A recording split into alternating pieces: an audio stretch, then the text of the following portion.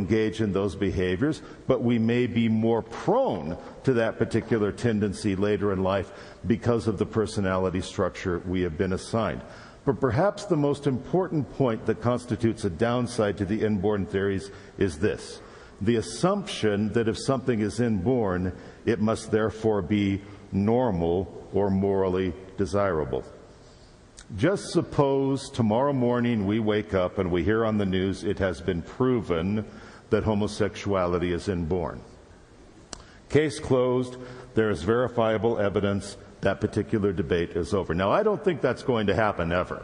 I really don't think such a simplistic answer is ever going to be verified. But suppose it did. Would that change the biblical position on homosexuality? Not a bit. In fact, it would only tell us what we already know about human nature. We are born in a sinful body, if you will. That is, we are born a fallen race, and we are born imperfect physically, psychologically, and spiritually. So King David himself said, "I was conceived in sin, and in sin my mother did bear me," and we are in fact born less than what we are meant to be. As a matter of fact, a number of what the Bible describes as sinful tendencies could be inborn. It's possible. Much research seems to indicate that both alcoholism and other forms of chemical dependency may be genetic or biological in origin.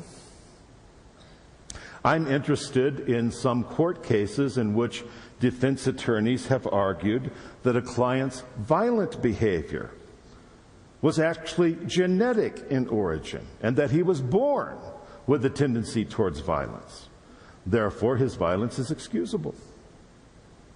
Depression may well be something that runs in families and has a genetic root to it. About 15 years ago, Time magazine ran a cover story. I loved it. It said, "Adultery, it may be in our genes."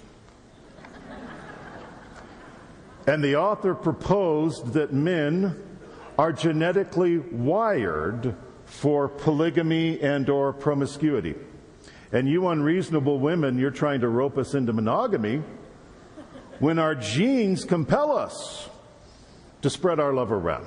Now, at some point, the obvious question is, okay, where does all of this end? Even if all that's true, and I don't think it is, but even if it is, do we not still have the capacity to choose to resist or express our tendencies, whatever our dispositions may be, whyever our dispositions may be?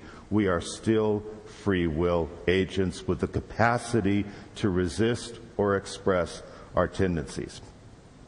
Now, while inborn theories are still widely accepted, there are also still those who believe that homosexuality has developmental roots, developmental theorists. Developmental theories have been proposed from Freud to the present, placing emphasis on family dynamics, same-sex bonding, and gender identity. Dr. Freud himself, in a famous letter to the mother of a homosexual, stated that he considered homosexuality to be evidence of an arrest in psychosexual development, and he believed that at times treatment could help, now I'm using his words, revive the blighted germinations of heterosexuality that are present in homosexuals. So Freud seemed to view the treatment clinically of homosexuality as not so much being a conversion of homosexual desires to heterosexual desires, but rather an awakening of the potential for heterosexual response in the homosexual individual. That was a dominant approach to homosexuality in both psychiatry and psychoanalysis for many years. In the early 1960s, Dr. Irving Bieber released his study of over 100 homosexual men he had treated, and he found what he called a family triad in the backgrounds of the homosexual men he had treated. He found that most of the men he had worked with had an unsatisfactory relationship with their father, a very close relationship with their mother, and difficulty early in life bonding with their peers of the same sex. About 18 years ago or so, Dr. Joseph Nicolosi, a psychologist in the Southern California area, released a book called Reparative Therapy of Male Homosexuality, and he built on both Freud and Bieber's ideas, and he concluded that effective treatment for homosexuality then included repairing as much as possible whatever damage had been done both in the father-son and male-to-male peer relationships, and he put a high emphasis then on male healthy intimacy as being a form of resolving homosexuality. Dr. Nicolosi was a part of the Love One Out team when we began. He has contributed significantly to our work, and so I'm going to borrow from some of the ideas in his book, Reparative Therapy of Male Homosexuality, as we look at some common developmental patterns leading to male homosexuality according to developmental theorists. They would begin with prenatal characteristics or inborn characteristics. Most people who believe in the developmental theory do believe that many of us are born with personality structures that can make us more susceptible to homosexuality later in life if other factors come into play. What might those characteristics be? They might include sensitivity, creativity, compliance, preference for intellectual or artistic pursuits over athletics. And Dr. Nicolosi and others who hold the developmental theory have found in the backgrounds of many of the men they have treated, these particular characteristics showed themselves early in life. A high degree of sensitivity, creativity, high intelligence, a pursuit for the intellectual over the athletic, compliance, a very good boy, a very polite, well-mannered boy.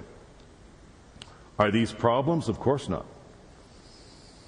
My gosh, I would hope no father here would look at his son and say, oh my gosh, you're smart, you're caring, you're creative, you're a good citizen. Where'd I go wrong here? Why can't you be an insensitive jerk like your dad? And like my father before me, you know? No, there's nothing wrong with any of these characteristics. And important point, these characteristics are not only not undesirable, they do not always precede male homosexuality. That is to say, we should never assume that if a boy is sensitive, compliant, or artistic, that he therefore will become an adult homosexual. What we do see frequently among adult homosexual men, though, is that as boys they did in fact exhibit these characteristics. Now, if those characteristics are in place, of course, they're going to play into the way the boy bonds both with his father and with his male peers. After all, the personality we have, the tendencies we have, largely influence the way we relate to others. So let's look at the early childhood experience of many homosexual people. The father-son bonding in particular, that's a primary family influence. Dr. Nicolosi in particular places a high emphasis on that bond and how it influences the boy's later responses both to men and to women. In short, how a boy relates to his father will largely influence the way he relates to males in general. Well, that stands to reason. The father is, in most cases, the first primary male influence in that boy's life. If the boy then feels deeply accepted and identified